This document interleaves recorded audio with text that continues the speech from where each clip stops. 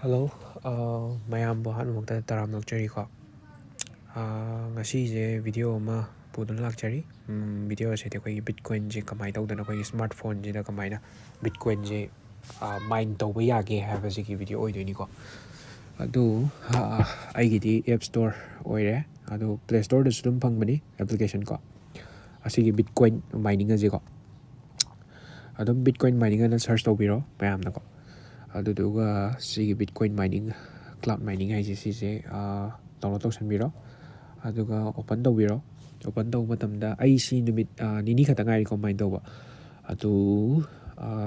smai leire smai thoklani aduduga sida 4.55 gigahertz per second si free da claim tawba yabani adudu se phone ama han ba changpani 3.5 oibani ko aduduga adum paisa khara thigre bako paisa khara thigre thigibagi chawkholakpani ko sije mayamna aduga sigi story da changbu matamda koi gi sumaina thole sije dum purchase tawba yai adum welcome bonus ki oina sigi 200 gigahertz per second je plus 200 400 punna total ko 200 plus 200 lakani aduda price to 490 laibani ko ado purchase tawge ju yai tawrege ju yai free da dum tan ga kana si free da 8 hours of validity hai ji da dum claim tawraga adai di sona kanda 7.28 hai jina koi h yenga ga hai tari h se nong da 35 h yeng bai 24 hour validity ko dum ke hai ni adum h to yenga ga dum mine tor jai h dum 60 second adai di 30 20 mai sang bani ko ai h yeng ye dum mar da ado si 23 lai ji ni ko h yeng bi hai tari ado da sorry lok su tori mayam ko na tuan ji kitang phulle aduduga sigi wallet sida changu matamda koi gi withdrawal history ai withdraw tawgre ko ai ahan ba tan ba withdraw tawgre adudu sini withdraw tawgi video jai to kana semjarake aduduga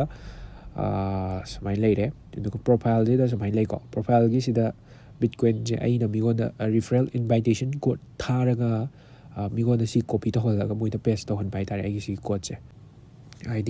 mayam gi khangna chana ba da dum hairaga dum id bitcoin mine to matam da moina taliba du gi 10% commission atoma dom gi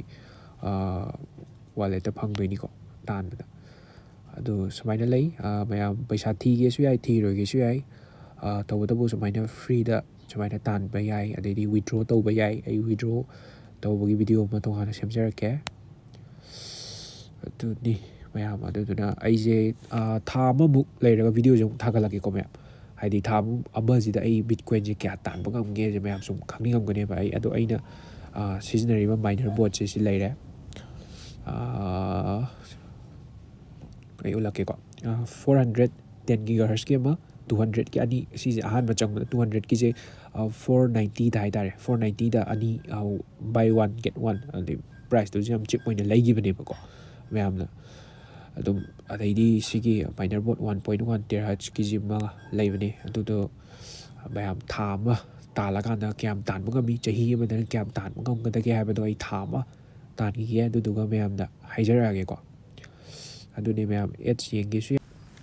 aduna mayam video je matang loisan jarage dum khang da ko ta ba yaw da dum comment da dum haibiro ko mayam comment da gyan ta da ba haidi mayam da khangning bu do ai akhang ba loimak mayam da share tawjar ke ai tare aina video jida haiba da chitha nan thagi ba yawraga su dum mayam da